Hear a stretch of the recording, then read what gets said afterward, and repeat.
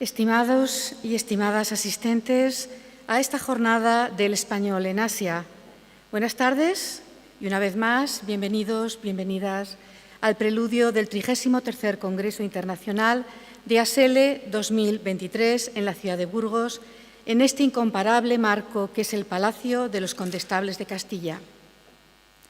La jornada del español en Asia se ha organizado gracias a la colaboración con la Dirección General del Español en el Mundo y la Universidad de Burgos.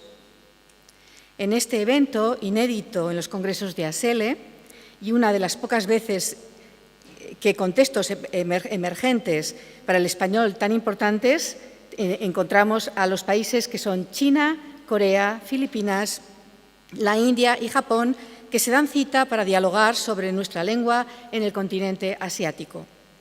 Así, en la primera parte, contaremos con especialistas invitados de China, Corea del Sur y Filipinas, que han acudido a Burgos para hablarnos sobre el español en cada uno de sus contextos geográficos. Tras escuchar las intervenciones de los tres primeros países, haremos una pausa de media hora en la que aprovecharemos para tomar un café e intercambiar impresiones. Después escucharemos las intervenciones de la segunda parte y, por lo tanto, de nuestras invitadas especialistas desde la India y Japón. Nuestros invitados e invitadas han viajado desde muy lejos para estar hoy aquí y hablarnos de las realidades de sus países sobre el español. Conociendo el gran desarrollo de nuestro idioma en Asia, aguardamos con máximo interés lo que nos vienen a contar acerca de los orígenes del español en estos países, su evolución, su enseñanza y aprendizaje. También sabremos cuáles son algunas de las perspectivas de futuro de nuestro idioma. El primer país de esta tarde es China. Su representante, el doctor Yang Song, de la Universidad de Pekín, desafortunadamente no ha podido estar hoy aquí debido a un contratiempo de última hora.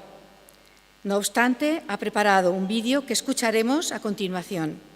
Antes de escucharle, me gustaría presentar al profesor Yang Song.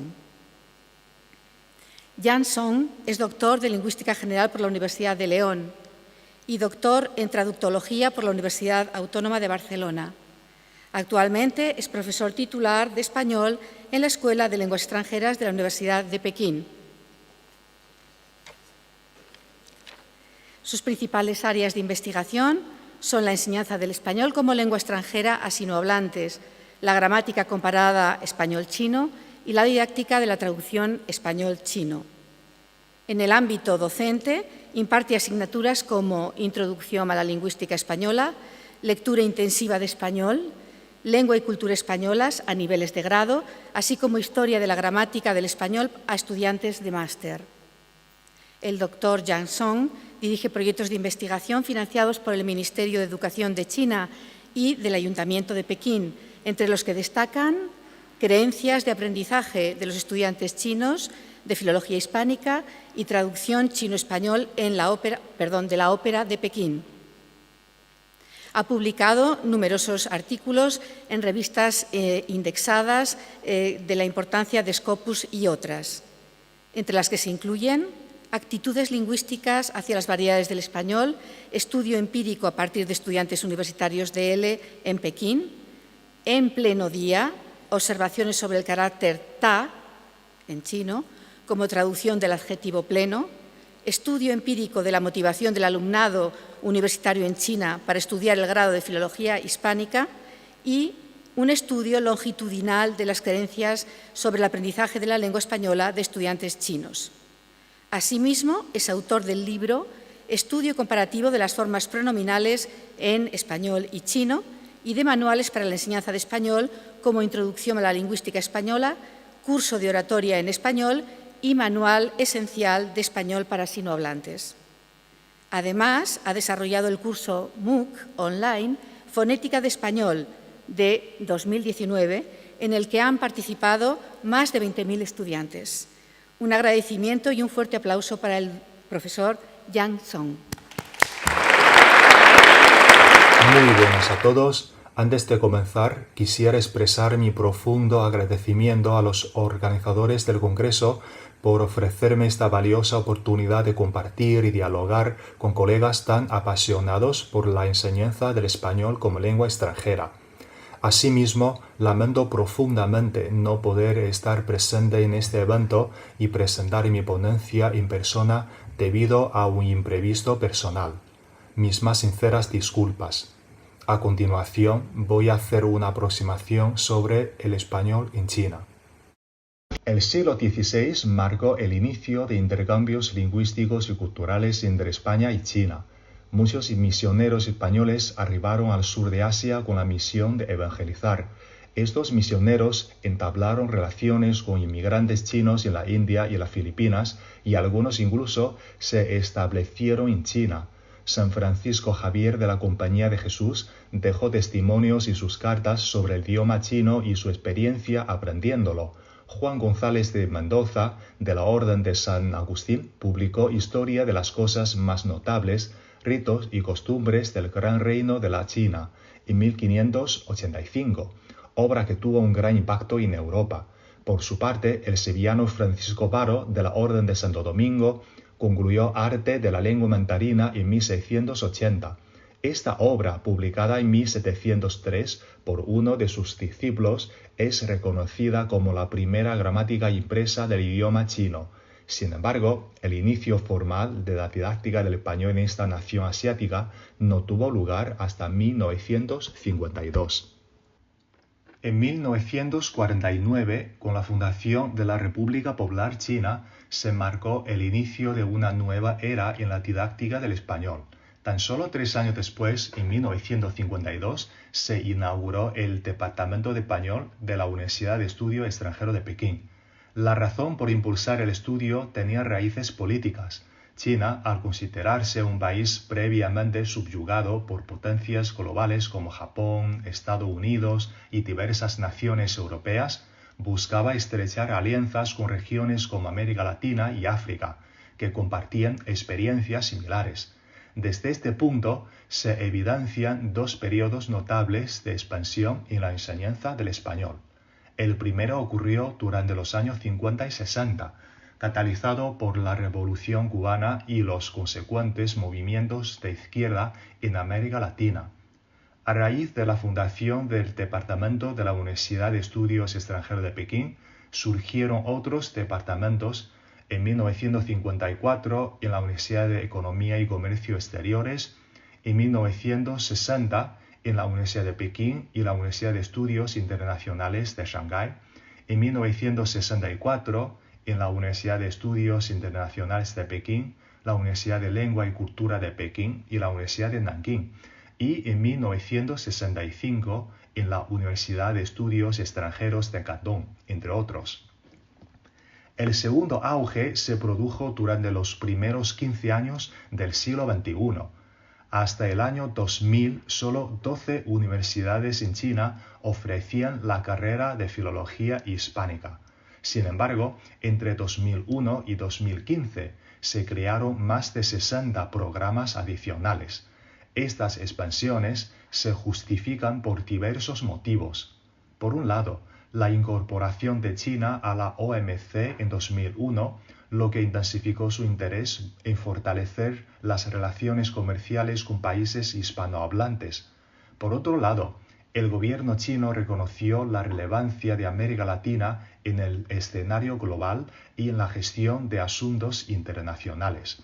De ahí la decisión de potenciar la formación en español, el idioma predominante de América Latina, para facilitar estas interacciones diplomáticas y comerciales.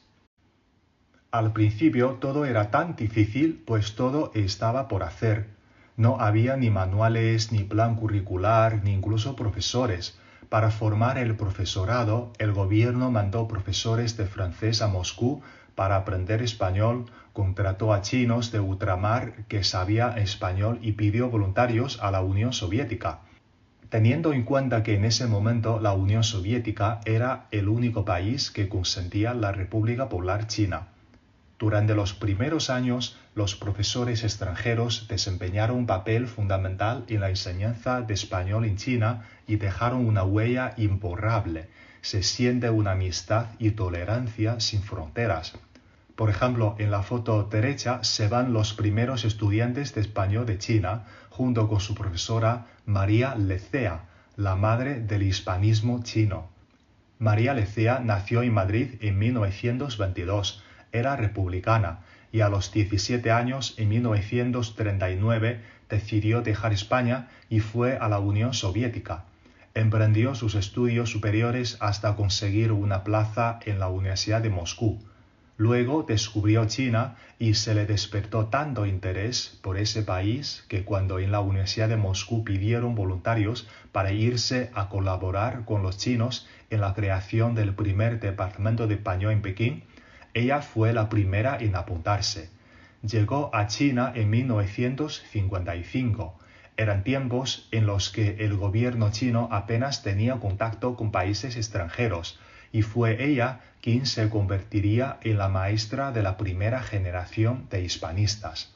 Seguidos a María Lecea está el profesor español José Castro, que trabajó en Pekín del año 1963 al 1980, y los peruanos Juan Morillo y su esposa Georgina Cabrera durante 40 años.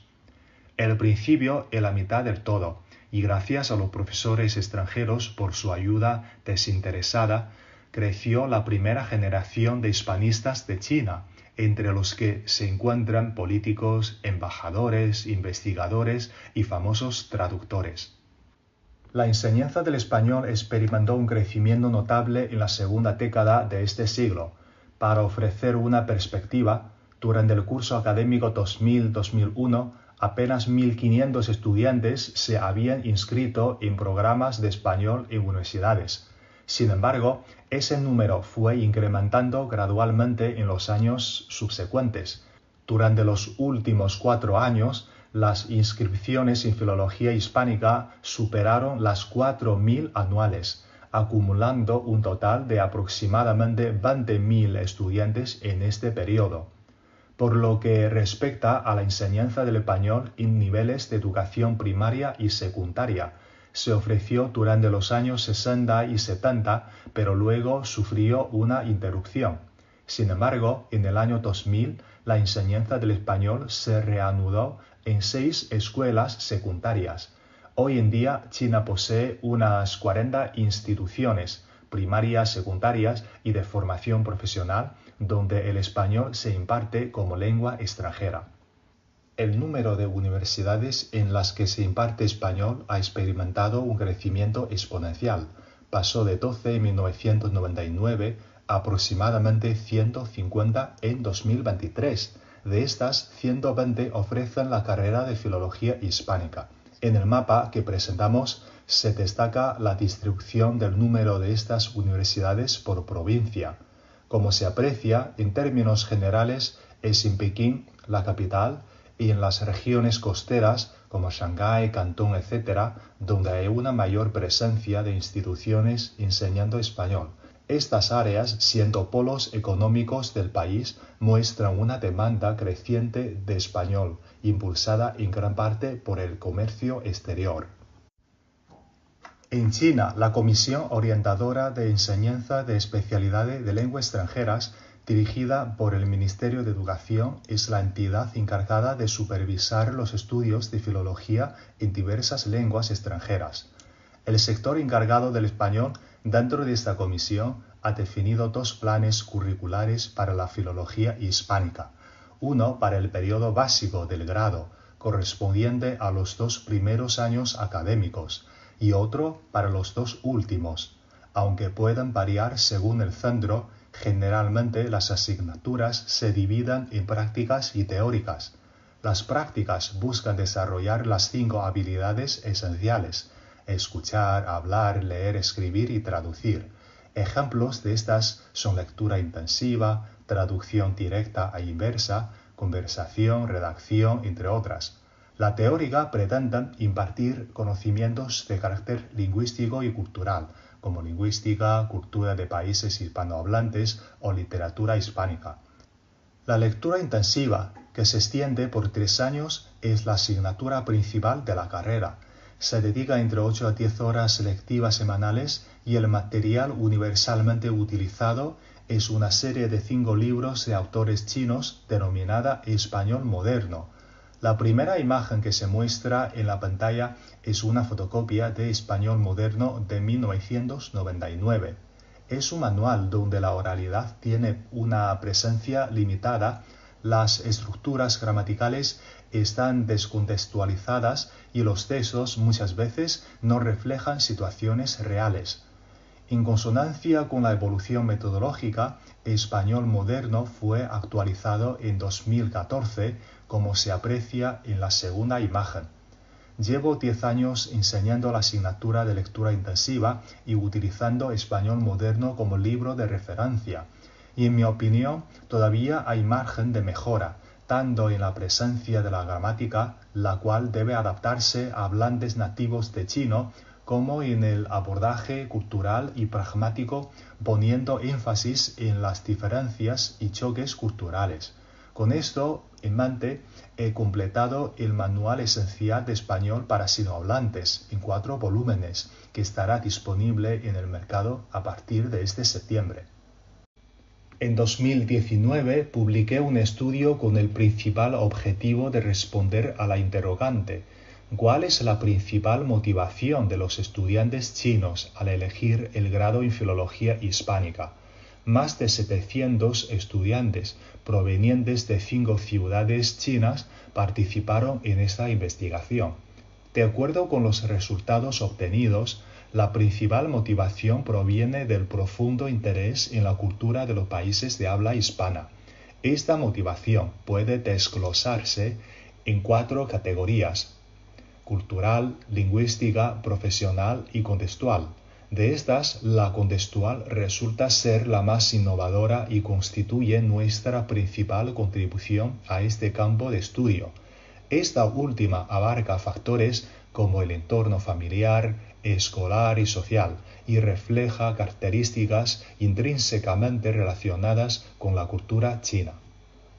Actualmente estoy culminando una investigación que se centra en comparar la motivación hacia el aprendizaje del español entre los estudiantes de Filología Hispánica y aquellos que cursan otras carreras, todo ello desde una perspectiva longitudinal. Los resultados preliminares coinciden notablemente con mis experiencias personales con los estudiantes. Por un lado, es evidente el crecimiento del interés por el idioma español y su cultura entre los estudiantes que no están matriculados en la carrera de Filología Hispánica. En 2015 comencé a impartir la asignatura opcional Lengua y Cultura Españolas. Ese año conté con 50 estudiantes inscritos en la materia. Sin embargo, el año pasado, el número de estudiantes que optó por esta asignatura se disparó a 507. Esto significa que únicamente en una de las materias que imparto, la cantidad de estudiantes se ha multiplicado por 10 en el transcurso de 7 años. Pero al contrario, también he notado que los alumnos de Filología Hispánica muestran el menor entusiasmo, y este interés tiende a decaer de manera notable a lo largo de los 4 años de estudio. En 2013 tuve a una alumna que había obtenido la mejor nota en la selectividad en la ciudad de Pekín y eligió estudiar Filología Hispánica en la Universidad de Pekín. Ese año, la televisión española me entrevistó acerca del rápido crecimiento del interés por el español en China. En la foto a la izquierda se puede apreciar una noticia en medios chinos que hacía referencia a dicha estudiante. Sin embargo, para 2023, no solo la filología hispánica, sino también las carreras relacionadas con filologías de otros idiomas se han relegado a opciones menos populares entre los estudiantes. Por ejemplo, en la foto de la derecha se muestra una captura de un vídeo donde los padres expresan su conformidad porque su hijo ha sido admitido en el departamento de español de mi universidad. En mi opinión, esta disminución en el interés tiene mucho que ver con herramientas como ChatGPT y otras aplicaciones de inteligencia artificial que facilitan el acceso a información sin necesidad de conocer el idioma. A muchos jóvenes les parece una inversión ineficiente dedicar 4 años o más a aprender un idioma, creyendo que al graduarse solo tendrán el dominio de una lengua extranjera, lo que perciben como insuficiente para destacarse en el mercado laboral. En cuanto a los retos, el primero es la intrusión excesiva de la política. El 19 de enero de 2015, el Comité Central del Partido y el Consejo del Estado publicaron el informe de fortalecimiento de la propaganda ideológica en la nueva circunstancia, en el que se restringió el uso universitario de libros de texto de toda disciplina publicados por autores y editoriales de Occidente. Como declaró el entonces ministro de Educación, había que reforzar el control de uso de libros de texto occidentales para evitar que difundan valores occidentales en el aula universitaria en China. Aparte de la interferencia política, también es preocupante la tendencia en los manuales chinos de centrarse exclusivamente en gramática y traducción, dejando de lado aspectos fundamentales como la pragmática. Un estudio contrastivo que realicé junto con una colega, a ser publicado en la revista Sintagma, evidencia estas carencias. Otro desafío significativo es la limitada comprensión que tienen los estudiantes chinos sobre las distintas variedades del español. En 2017 realicé una investigación empírica examinando las actitudes de los estudiantes chinos hacia las diferentes variedades del español. El artículo fue publicado en la revista Círculo de Lingüística Aplicada a la Comunicación. Una de las principales conclusiones fue que gracias a la prominencia y al apoyo institucional hacia la difusión del español castellano en China, los estudiantes de filología hispánica manifiestan una clara preferencia por esta variante del idioma. No obstante, considerando que el español es una lengua multicéntrica y teniendo en cuenta que un gran número de estos estudiantes probablemente trabajará en América Latina, es esencial que estén familiarizados con las distintas variedades del español. Con esto en mente, en 2019 creé un curso MOOC enfocado en la fonética española. Al concluir cada lección, se realiza una comparativa entre los principales acentos del español, permitiendo así que los estudiantes adquieran un entendimiento práctico y sensorial de las diferentes tonalidades del idioma. Finalmente, la metodología didáctica predominante en China sigue siendo un reflejo de la tradición educativa del país. Estos métodos se justifican a menudo a través de categorías como la memorización de vocabulario y reglas, la explicación de gramática, la creación de oraciones basadas en reglas aprendidas y ejercicios de traducción directa e inversa. En mi experiencia, al estructurar el contenido de tu curso, siempre busco que los materiales sean prácticos y entretenidos. Por ejemplo, para el curso Lengua y Cultura Españolas, uno de los proyectos del módulo cultural consiste en que los estudiantes cocinan un plato típico español. Para ayudarles, he grabado varios vídeos mostrando cómo preparar distintas recetas españolas, permitiendo a los alumnos imitar el proceso.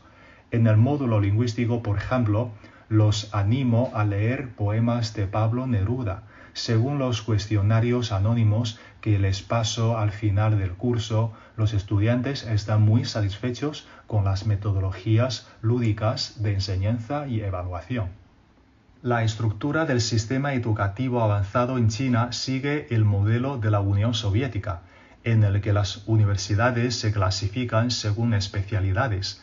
Así, además de universidades de carácter general, como la Universidad de Pekín, donde trabajo yo, existen también instituciones dedicadas a áreas específicas como la agricultura, las finanzas y economía, el transporte, la industria, etc.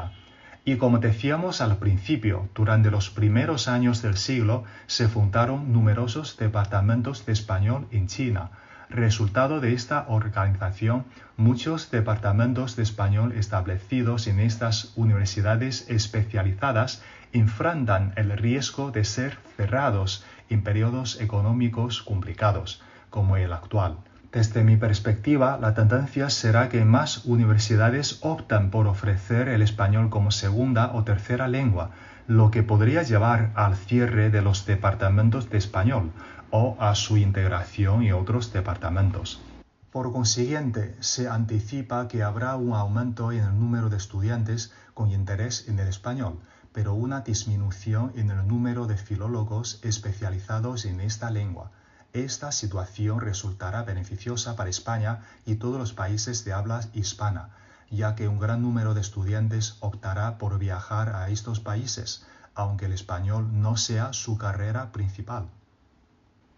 Históricamente, España ha sido considerada una opción secundaria para los estudiantes chinos que buscan formación en el extranjero. La tendencia ha sido que estos estudiantes optan por países de habla inglesa como Estados Unidos, Inglaterra, Canadá, Australia y Nueva Zelanda, o por otras naciones como Japón, Alemania y Francia. La lengua en particular no ha sido el principal objetivo para aquellos que buscan estudiar en el exterior. En su lugar, priorizan áreas del conocimiento científico que abarcan desde ingenierías y ciencias puras hasta ciencias sociales y humanidades. Sin embargo, esta tendencia parece estar evolucionando a raíz de las dificultades económicas actuales y la inestabilidad en las relaciones internacionales y políticas internas. Cada vez más padres están considerando la opción de enviar sus hijos a estudiar fuera de China. En este contexto, España y otros países de habla hispana se presentan como alternativas atractivas. Estos países ofrecen una educación pública de alta calidad a un costo relativamente menor en comparación con las naciones previamente mencionadas. Para finalizar, quería agradecerles a todos por su tiempo y atención y pedirles disculpas de nuevo por no poder estar en el Congreso. Muchas gracias al doctor Yang Song por la valiosísima información que nos transmite sobre la realidad del español en China, de la que podemos destacar la creación del primer departamento de español en 1952 en la Universidad de Pekín y posteriormente las intensas relaciones diplomáticas de esos años entre China y varios países hispanos. El crecimiento exponencial de universidades en China que ofertan filología hispánica y el incremento de alumnos. Y también el reto, nos comenta el profesor Yang Song, de introducir variantes del español y nuevas o mejores didácticas para el aprendizaje de él en China. Agradecemos nuevamente al doctor Yang Song su importante aportación en esta jornada del español en Asia.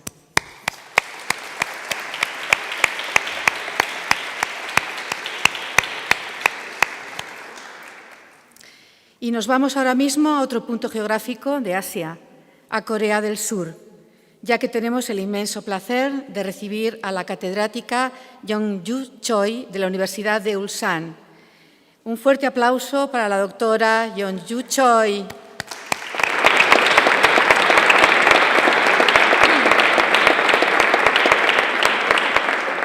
Es un placer recibirla en esta jornada del español en Asia. Y antes de pasar la palabra a la profesora Young-Ju Choi, me gustaría presentar brevemente su destacada trayectoria. La catedrática Young-Ju Choi es natural de Daegu, Corea del Sur. Realiza sus estudios de Filología Hispánica en la Universidad de Estudios Extranjeros de Busan. Posteriormente, obtiene la maestría de Filología Hispánica en la Universidad de Hankook de Estudios Extranjeros. Se doctora en Filología Hispánica por la Universidad Complutense de Madrid y se especializa en lingüística.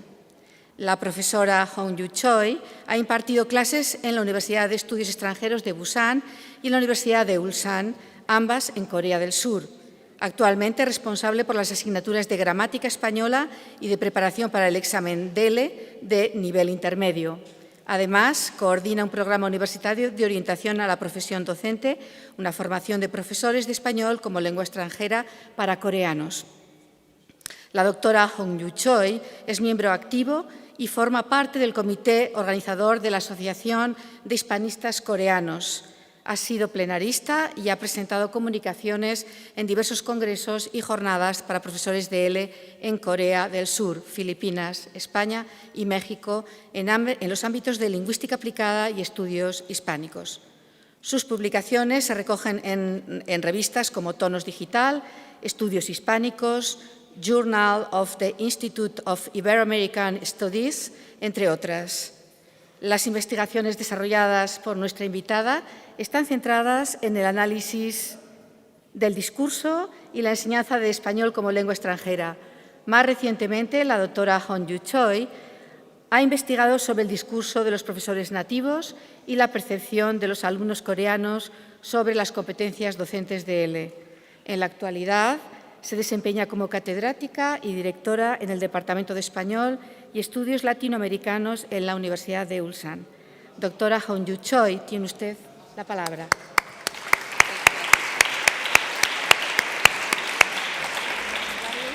Soy Hong-Yu Choi, soy profesora del Departamento de Español y de Estudios Latinoamericanos de la Universidad de Ulsan, Corea del Sur. Ante todo, me gustaría expresar mi agradecimiento a la Dirección General del Español en el Mundo y al Comité Organizador del Congreso Internacional de ASELE por haberme invitado a esta jornada de español en Asia y felicitarlos también por haber preparado tan bien el evento. Es un honor representar a Corea del Sur y espero que mi presentación pueda contribuir a que ustedes entiendan un poco mejor el estado actual de la lengua española en Corea del Sur. Cuando me indicaron las instrucciones de la exposición sobre la situación del español en Corea del Sur, comencé la búsqueda de la bibliografía al respecto. Encontré varios informes editados recientemente que exponen no solo unas valoraciones genéricas sobre el estado de la lengua española en Corea del Sur, sino también unos diagnósticos detallados del mercado de la enseñanza del español en Corea del Sur.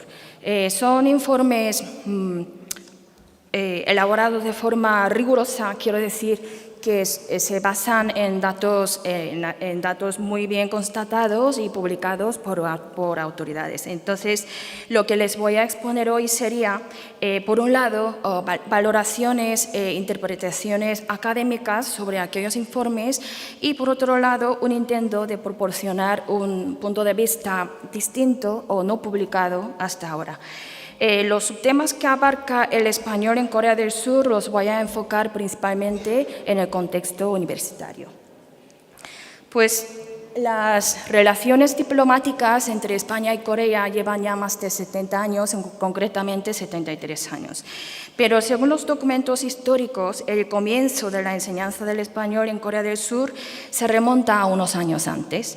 Creo necesario que, a diferencia de lo que se expone o informa la mayoría de los informes o artículos que tratan el tema, el origen de la enseñanza del español en Corea del Sur debería ser explicado con más detalle. Todos los informes y artículos que he consultado lo explican casi con las mismas palabras, de forma muy somera, basándose en un artículo publicado hace ya mucho tiempo. Sin embargo, hay que ser más preciso para destacar la importancia que tenía la lengua española en Corea del Sur de aquel tiempo, porque el origen de la enseñanza del español en Corea del Sur está fuertemente arraigado en la trágica historia de la península coreana. Pues en 1907 se formó Sinminhue, que es una organización secreta contra la ocupación japonesa. Cuando se perdió la soberanía nacional, esta organización convocó una reunión ejecutiva nacional en diciembre de 1910. Y confirma el establecimiento de una base militar independiente en el extranjero para la lucha armada. Para entrenar a los soldados se fundó la Academia Militar Sinhung en 1911. Pese a ser una academia militar, concedía una gran importancia a la educación de idiomas extranjeros, supongo que por razones estratégicas. que llegó a implantar un curso específico. Pues el 1 de septiembre de 1947 el curso se independiza y se abre en Seúl la primera escuela de idiomas extranjeros que ofrece cursos de 4 lenguas extranjeras: inglés, chino, francés y español. Creo que es un punto que merece ser destacado porque, dadas las circunstancias, la inclusión de la lengua española refleja su importancia en la sociedad coreana de aquella época. En el mismo año se fusionó con la Escuela de Idiomas Extranjeros Dongyang, que ofrecía el aprendizaje de 6 idiomas: inglés, francés, alemán, chino, ruso y español. Y en 1949 la institución fusionada se aspira a ofrecer a una educación superior y se establece la Facultad de Lenguas Extranjeras dentro de la Universidad Básica de Sinŭiju. Es una institución predecesora de la Facultad de Lenguas Extranjeras de la Universidad Kyunghee de hoy. Pero una vez más, el acontecimiento histórico, la guerra de la península coreana de 1950, impide la continuidad de la enseñanza del español. Pese a que el instituto desapareció o dejó de existir, pues en 1955 se abre el Departamento de Español con un grupo de 30 alumnos en la Universidad Hanguk de Estudios Extranjeros. Pues la evolución del aprendizaje del español en Corea del Sur debe ser analizada de forma paralela a la de educación superior coreana. En la década de los años 80 se abren muchísimas universidades coreanas. Por la tradición y por el interés estratégico nacional de aquel Corea del Sur, alemán, francés, ruso se implantaron en la mayoría de la Facultad de Humanidades, pero el caso de español no fue así. Es la razón por la que tan solo existen actualmente 15 departamentos de español en las universidades coreanas.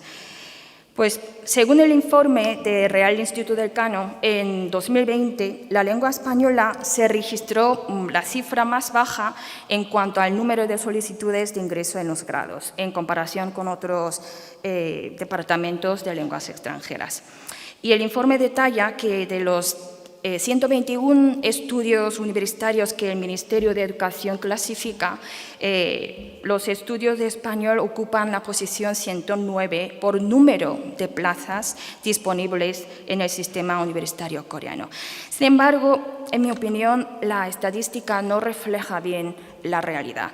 En los años 2010, es decir, desde 2010 hasta 2019-2020, en el mundo académico se presencia una caída drástica del interés por otros idiomas extranjeros, especialmente por aquellos 3 mencionados.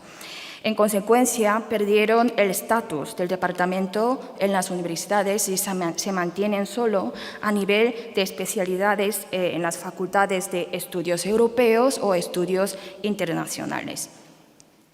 En cambio, se registró un incremento de unos 33% en el número de alumnos que cursaron estudios universitarios de filología hispánica entre el año 2005 y 2015. Pues otro factor importante a la hora de evaluar la situación del aprendizaje del español en Corea del Sur es, sin duda alguna, el DELE. Corea del Sur es el país de Asia Oriental que más se examina el examen. Pues por último, se puede mencionar factores sociopolíticos. Hubo visitas oficiales tanto por parte de España como parte de Corea del Sur, la más reciente, la del año pasado, la del actual presidente coreano Yoon. Y estas visitas oficiales entre ambos países se enmarcan principalmente en los sectores culturales, pero los hitos históricos que influyeron en el interés por el idioma español en Corea del Sur se relacionan con las visitas oficiales a Latinoamérica. Es decir, son ya claros intereses y objetivos industriales en las que participan muchas marcas coreanas bien conocidas internacionalmente. Ese movimiento se destacó precisamente en los años 2010. Pues el interés por el idioma español y las motivaciones por su aprendizaje pueden ser entendidos desde 2 puntos de vista. Por un lado, la importancia goza el español como lengua extranjera en Corea del Sur se debe en gran parte a la educación universitaria. Según el Ministerio de Educación, en 2020 unos 4.400, es un número incomparable con los alumnos chinos, pero bueno, son 4.400 alumnos que cursaron estudios de grado en español en los departamentos de universidades coreanas. Entonces, el mantenimiento de aquellos 15 departamentos de español, a diferencia de otros idiomas como el francés y el alemán, que su decaída fue bastante llamativa, yo creo que simboliza en sí mismo la importancia que tiene la lengua española en Corea del Sur. Esto está relacionado con la demanda del sector industrial. Las empresas coreanas, las que tienen negocios en Latinoamérica, valoran ya el español como un requisito para potenciar sus actividades industriales. En consecuencia, la sociedad o los alumnos ven ya una salida profesional garantizada e interesante en la lengua española. Es la razón por la que Corea del Sur es el país de Asia Oriental donde se realiza un mayor número de exámenes de DELE. Pues en este sentido, en España, las instituciones o las entidades afines de la enseñanza y el aprendizaje del español podrían actuar de forma estratégica. Es probable que la enseñanza del español en Corea del Sur no dé frutos directos en el mercado industrial español. Pero España, que lidera y domina el sector de la enseñanza del español como lengua extranjera, va a seguir manteniendo su peso. Además, España es el destino preferido por los universitarios de la carrera de Filología Hispánica para practicar su español. En este sentido, el programa EduEspaña está dando buenos resultados. Pues por otro lado, aparte de la carrera universitaria, podemos destacar el aumento de la demanda de asignaturas de español como curso optativo en las universidades. También se nota el crecimiento de cursos de español en las academias privadas. Este último, la educación no reglada o extracurricular, podría ser un sector estratégico para la expansión de ELE en Corea del Sur. Pues antes de la pandemia ya hubo un boom de programas televisivos sobre el turismo de España,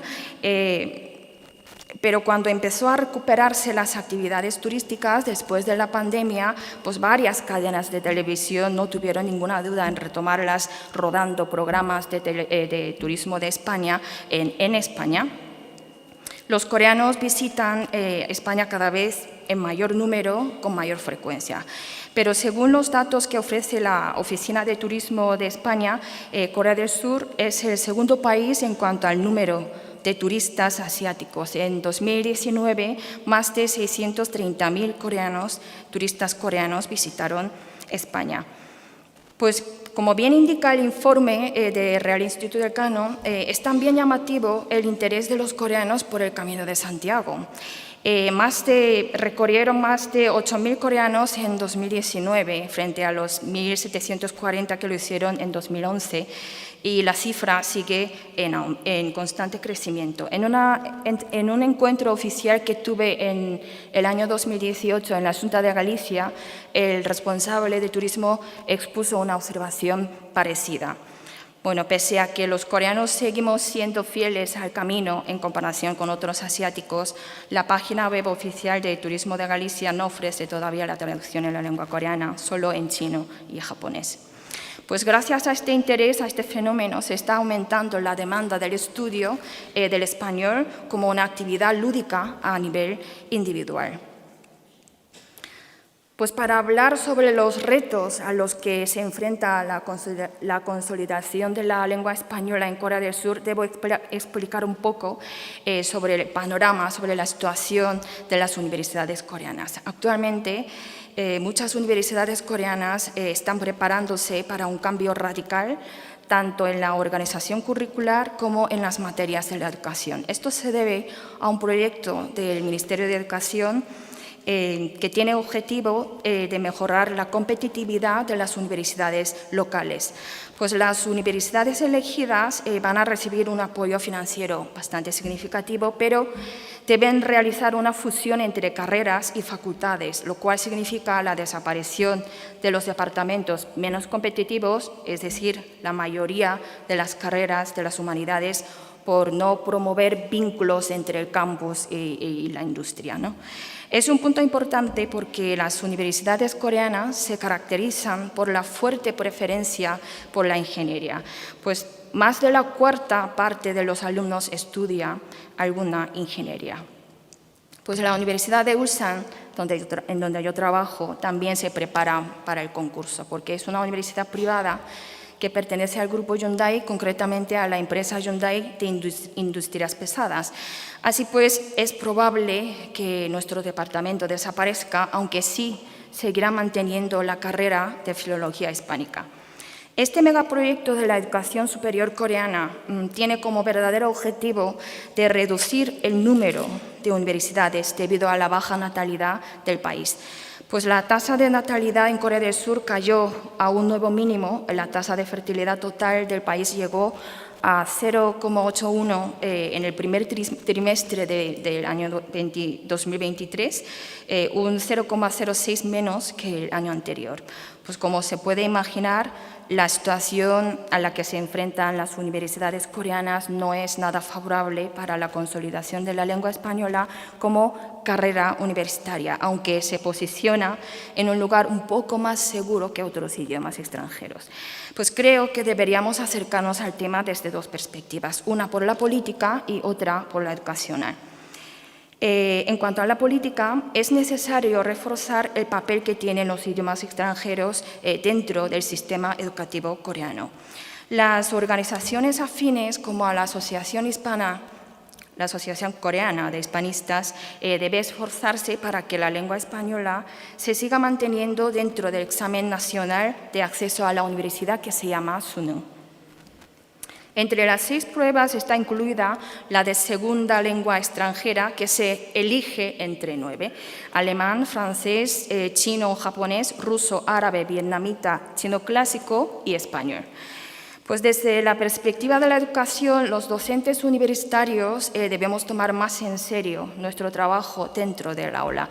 Si el grado en Filología Hispánica consiste en adquirir conocimientos necesarios para entender la comunidad hispanohablante, por consiguiente, generar titulados universitarios capaces de comunicarse con los hispanohablantes tanto en contextos orales y textuales como en los culturales, pues lo primordial para los alumnos que optan por Filología Hispánica como carrera universitaria, lo más importante es la formación lingüística. Nosotros, lingüistas y docentes al mismo tiempo, tenemos una mayor responsabilidad en este sentido, porque nuestro papel principal como docente dentro del currículo académico de los departamentos universitarios en Corea corresponde a las asignaturas lingüísticas.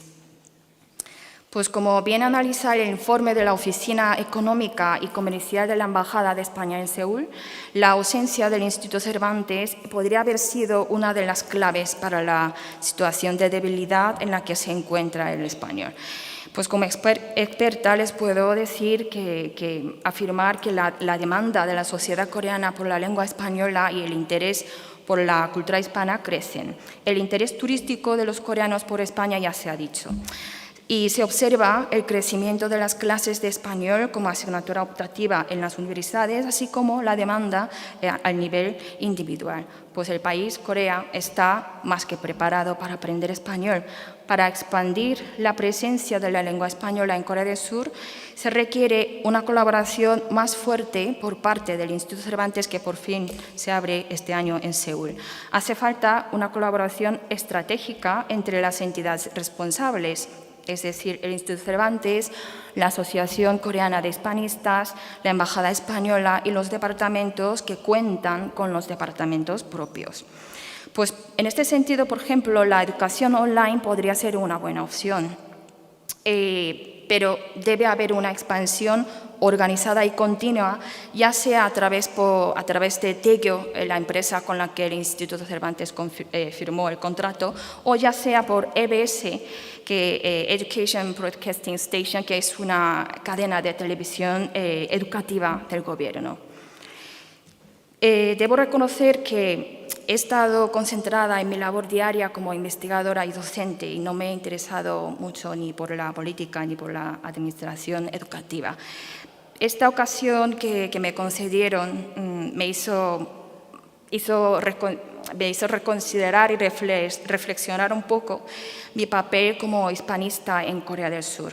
Pues prometo colaborar con las autoridades o con las instituciones correspondientes para dar más visibilidad de la lengua española en Corea del Sur, y quienes están aquí presentes pues no duden en ponerse en contacto conmigo para cualquier asunto que se requiera un punto de vista académico.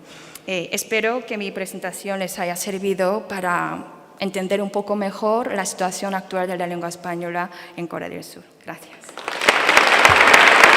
Le agradecemos enormemente su interesantísima exposición sobre el español en Corea del Sur, de la que destacamos el crecimiento del interés por el español y de los estudios de español en la primera y segunda década del siglo XXI, el impacto positivo de la cultura el impacto positivo de la industria coreana que demanda estudiantes de español y la apertura también, como tercer punto, la apertura del Instituto Cervantes en Seúl próximamente y la intensificación de las relaciones necesidad de intensificación de las relaciones con otras entidades.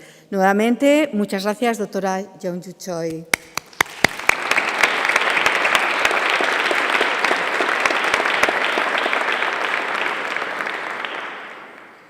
Y llegamos al tercer participante de esta primera parte de la jornada del español en Asia.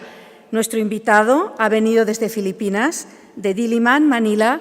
Recibimos al doctor Miguel Blázquez Carretero con un fuerte aplauso, agradeciéndole su presencia en esta jornada.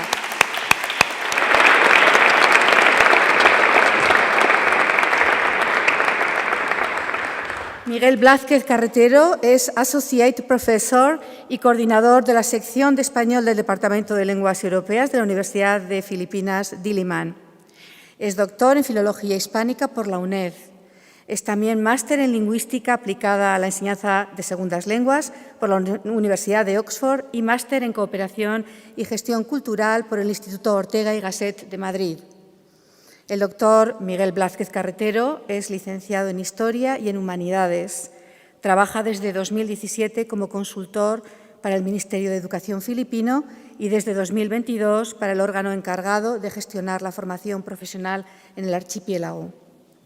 Promotor de las jornadas de L Manila, el doctor Miguel Blázquez Carretero es cofundador y presidente de la Asociación Filipina de Docentes de L, miembro del Comité Permanente del Galardón Literario Rafael Palma, cuyo objetivo es premiar obras filipinas escritas en español.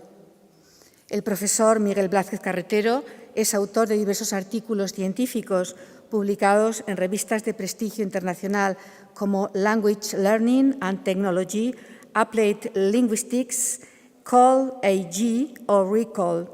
Bienvenido, doctor Miguel Blázquez Carretero, y tiene usted la palabra. Primero, antes de nada, muchísimas gracias a los organizadores, la Dirección del Español en el Mundo, a SELE y la Universidad de Burgos, por invitarme a participar en este evento. Muy agradecido y, por supuesto, a todos ustedes por estar aquí presentes y escucharme sobre mi charla sobre el español en Filipinas. Bueno, antes de nada, imagino que todos ya lo sabrán, pero bueno, para hacernos una idea, Filipinas es un archipiélago que se encuentra en Asia, en el cordón de fuego del Pacífico, que está compuesto por más de 7.000 islas, esto verán que luego es importante más adelante, y cuenta con más de 100 millones de habitantes, los cuales su mayoría están concentrados en la capital, en Manila. Estas islas están agrupadas o se dividen en tres grandes grupos: Luzón en el norte, Visayas en el centro y Mindanao en el sur. La capital se encuentra en Luzón, en el norte, y en el sur, en Mindanao, la mayoría es musulmana, en el resto del país la mayoría es católica.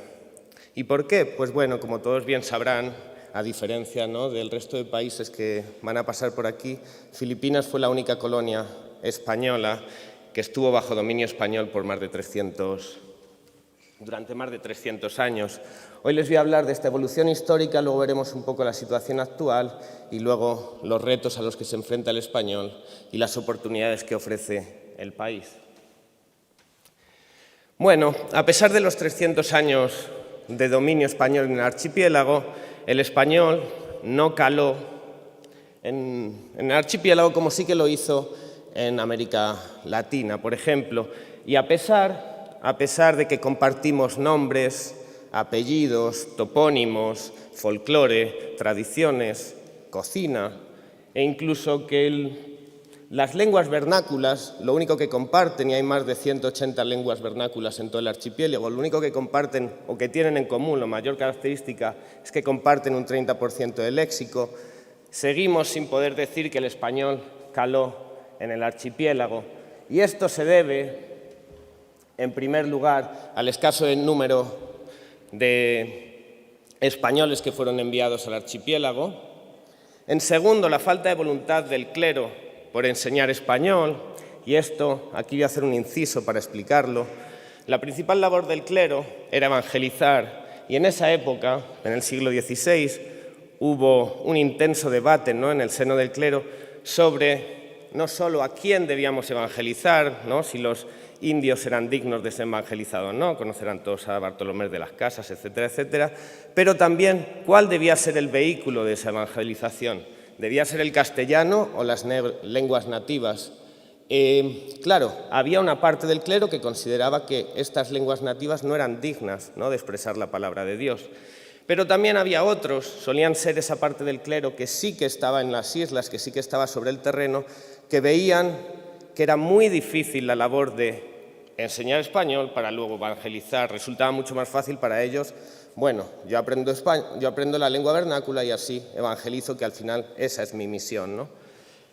Y bueno, eso al final quedó plasmado tanto en una célula real de Felipe II en 1580 y también en el Sínodo de Manila en 1582. Tiene mucho más detalles en el paper que escribí con mi colega, la profesora Melchor, y que está publicado, es un capítulo del libro, pero bueno. Y luego, lógicamente, también a distintos avatares históricos y militares. Bueno, aquí tienen una línea, ¿no?, un timeline, en el que se puede ver qué pasó con el español. Hasta 1873 el español no se introduce en la educación pública, y es Isabel II quien decide crear una educación primaria y secundaria obligatoria universal en el archipiélago. Pero claro, ¿qué ocurre 30 años después? Que España tiene una guerra con Estados Unidos, la guerra de Cuba, y España cede Filipinas a Estados Unidos por 20 millones de euros. O sea, de dólares, perdón. No había euros en esa época. Es verdad que después, claro, una vez que los americanos toman el control, el inglés se convierte en lengua franca y el inglés se empieza a enseñar en las escuelas. Es verdad que hay una élite que permanece en las islas, que sigue publicando, hay más de 60 publicaciones en español, periódicos, ¿no?, publicaciones diarias. También existen literatos, todos conocerán a, bueno, Rizal fue asesinado por los españoles, pero está también Abad, otro tipo de literatos que siguen escribiendo en español, y sigue siendo, por ejemplo, la lengua del derecho, la lengua de las instituciones. Sin embargo, todas esas élites vivían en intramuros, en Manila, estaban concentrados en la capital. Y durante la Segunda Guerra Mundial, Filipinas, bueno, ya saben que Manila fue la segunda ciudad más destrozada durante el conflicto, después de Varsovia, porque pelearon los japoneses y los americanos allí, y intramuros fue destruido, la comunidad hispanohablante masacrada y los que no se dispersaron por todo el país, perdiendo ese vínculo, ¿no?, de lengua materna, por lo que ya España pierde esa condición. Bueno, aquí tienen algunas de las publicaciones, ¿no?, que aparecían en estos periódicos de los que se les hablaba, y sí que es verdad que las élites a nivel legislativo seguían intentando que el español se mantuviese dentro del sistema educativo filipino. Hubo la Ley Soto del 1949, en el que se incluye como lengua optativa en la secundaria, la Ley Magalona, que obliga a 12 créditos en las universidades, cualquiera que estudie tiene que estudiar español, y la Ley Cuenca, que los amplía a 24 en ciertas carreras, que son Derecho, Educación, Relaciones Internacionales, Filosofía e Historia. ¿Qué ocurre? Que claro, que todas estas leyes también tienen lugar en una época en que la descolonización está en auge, todos esos procesos de descolonización que están surgiendo en el sur global. Y claro, lógicamente, un lenguaje que viene de nuestros antiguos colonizadores, que además está enseñado por profesores que no están muy capacitados y con métodos bastante antiguos, no cala en la comunidad universitaria y en 1973 va perdiendo créditos de los 24, vuelve a los 12 y ya al final, en 1987, el español deja de ser lengua oficial en el archipiélago. Pero bueno, no todo estaba perdido porque 20 años más tarde, durante la presidencia de Mapagal Arroyo, el gobierno español y el gobierno filipino firman 2 memorándums de entendimiento en el 2010 y en el 2011 para reintroducir el español en la educación secundaria. Claro, esta vez como optativa. Ya el español ya no va a ser lengua oficial, ahora se ha convertido en lengua extranjera. He de decir que con bastante auge, porque una de las industrias principales de Filipinas es, por ejemplo, hay muchas empresas americanas que tienen call centers, los traen a Filipinas por salarios más asequibles y se les paga un extra porque en Estados Unidos, el mundo hispano, lógicamente hay mucha gente que contenta en español, entonces si los filipinos saben español ganan bastante más dinero. Por ejemplo, eso es una de las razones. Bueno, ¿cuál es la situación actual? El español se enseña en la enseñanza reglada tanto en la educación primaria y secundaria, que depende del Departamento de Educación, lo que sería el Ministerio de Educación filipino, como en la formación profesional, que lo gestiona el TESDA, como en la formación universitaria, que lo lleva la Commission of Higher Education, el CHED, ni son los encargados de esto, discúlpenme.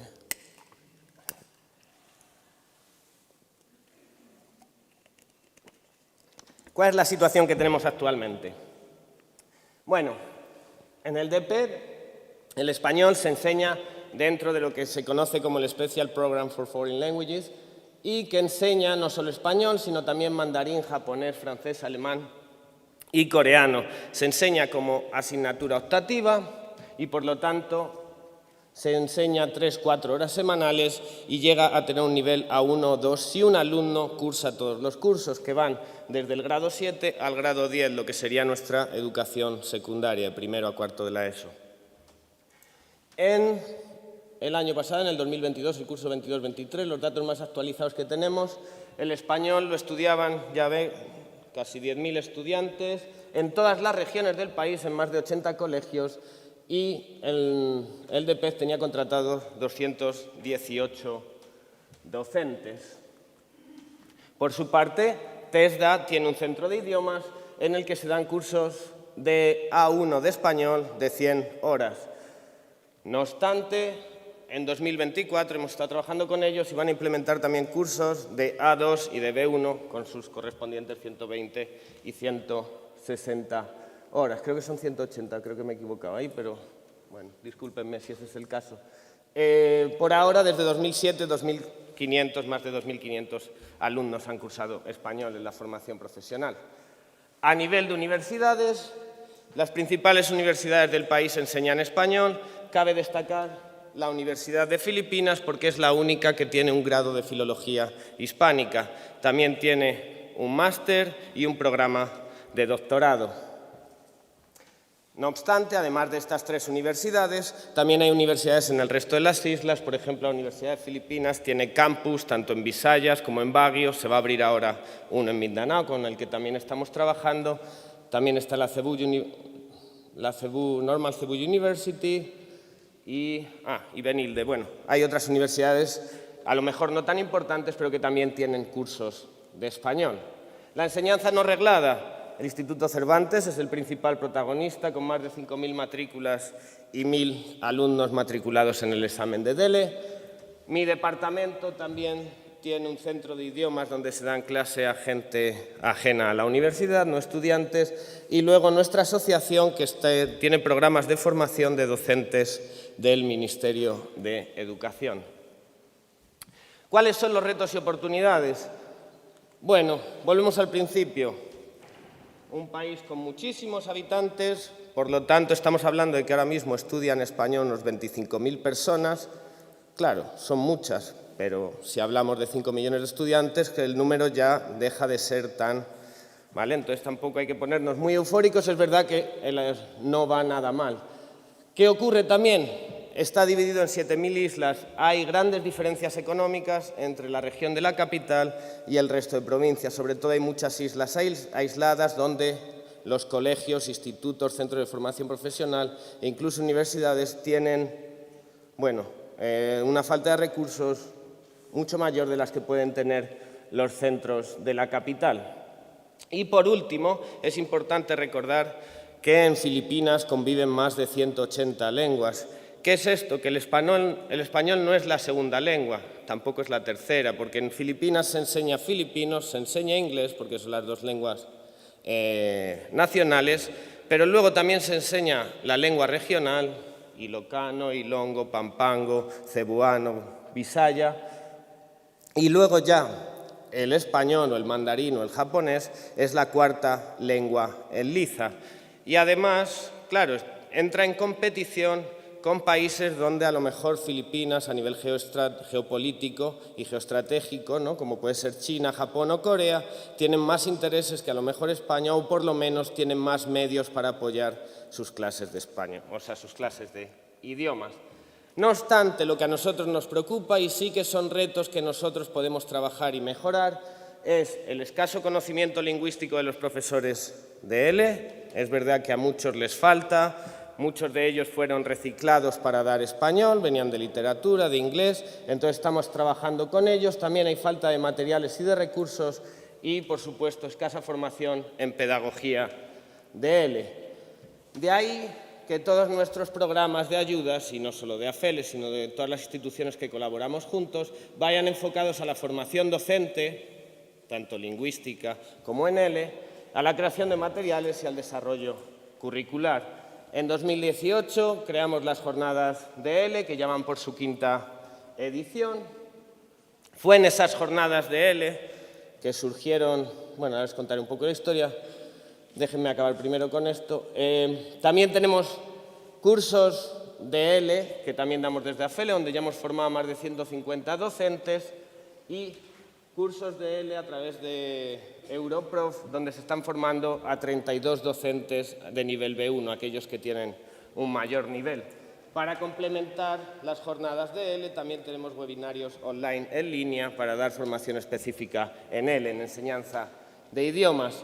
Ayudamos también en el desarrollo curricular. Cada vez que preparan sus currículums y sus sílabus, nosotros estamos con ellos, apoyándoles, y también durante la respuesta del COVID en cómo hacer toda esa transición digital. Lo mismo que ocurre en TESDA, con quienes colaboramos ya desde 2022.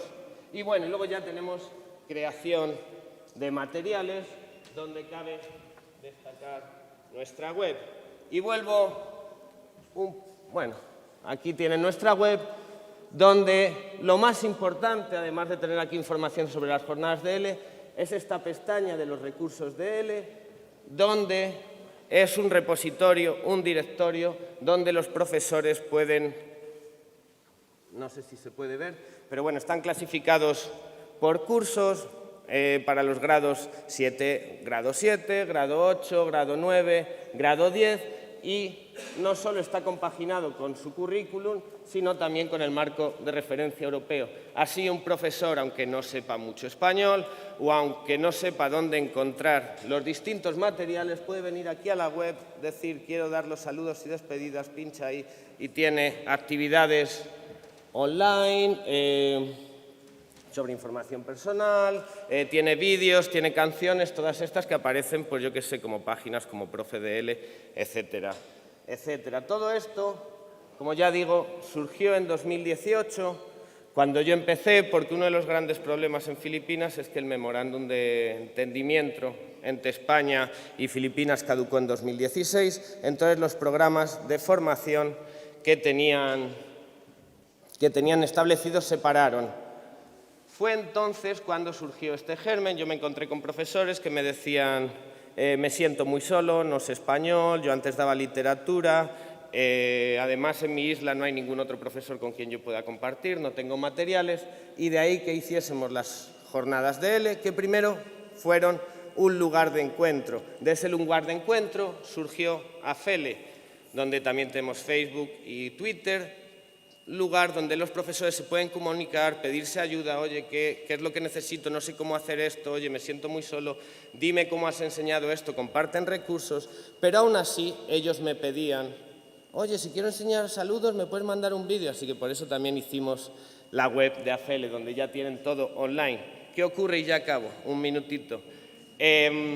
Allí en Filipinas no todo el mundo tiene acceso a Internet, ni a dispositivos móviles, ni a ordenadores, sobre todo en aquellas islas más remotas. Por lo tanto, ahora, y quiero acabar con esto porque estamos bastante orgullosos y es nuestro nuevo proyecto, estamos creando materiales tanto de secundaria como de formación profesional, como de universidad, para generar un libro de texto donde no vamos a tener los derechos de autor, lo vamos a dejar gratuito para que la gente pueda ir a una fotocopiadora, descargarlo gratuitamente y que el libro les cueste lo que les cuesta fotocopiarlo. 1, 2, 3 euros y así todos los chavales y todos los profesores tengan un libro de texto. Bueno, muy bien, muchas gracias y salamat. Y los importantes datos que nos ha ofrecido, destacamos así de sus palabras: la reintroducción de la enseñanza del español en las Islas Filipinas, una comunidad multilingüe en 2010, en la enseñanza secundaria, según nos ha contado aquí. El número creciente de profesores y de estudiantes en la actualidad, la creación de la Asociación Filipina de Profesores de ELE, la presencia del Instituto Cervantes de Manila y la acción tanto del Ministerio de Educación de Filipinas, en conjunto con la acción también de la Consejería de Educación de la Embajada de España en Filipinas, en el apoyo a los profesores de ELE. Muchas gracias.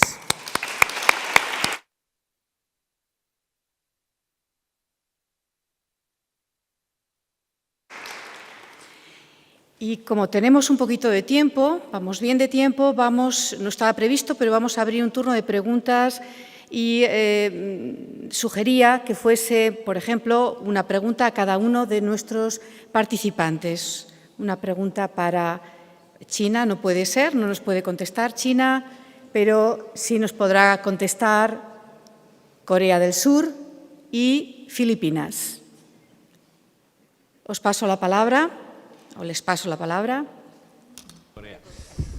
Soy Juan Carlos Moyano, de la Universidad Seisen, en Tokio, y me ha llamado la atención que ha dicho que hay 120 universidades con departamento de español, ¿no? Filología hispánica. ¿No es así? El micro, por favor.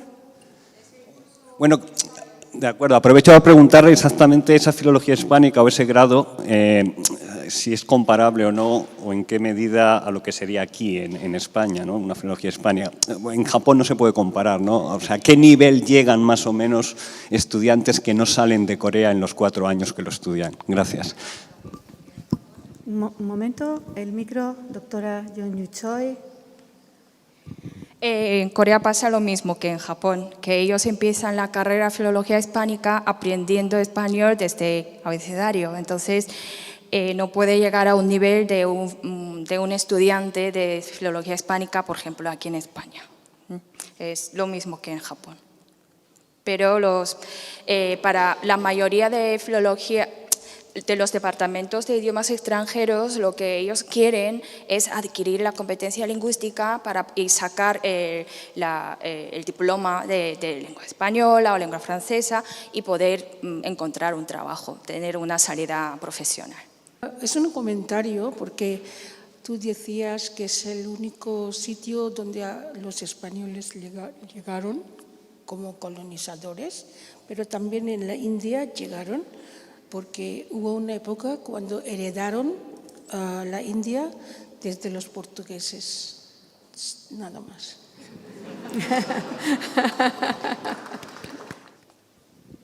Bueno, quizá no tenga mucha importancia, pero es que me ha venido a la memoria cuando el profesor nos hablaba de ese cambio de, digamos, de potencia colonizadora España a Estados Unidos.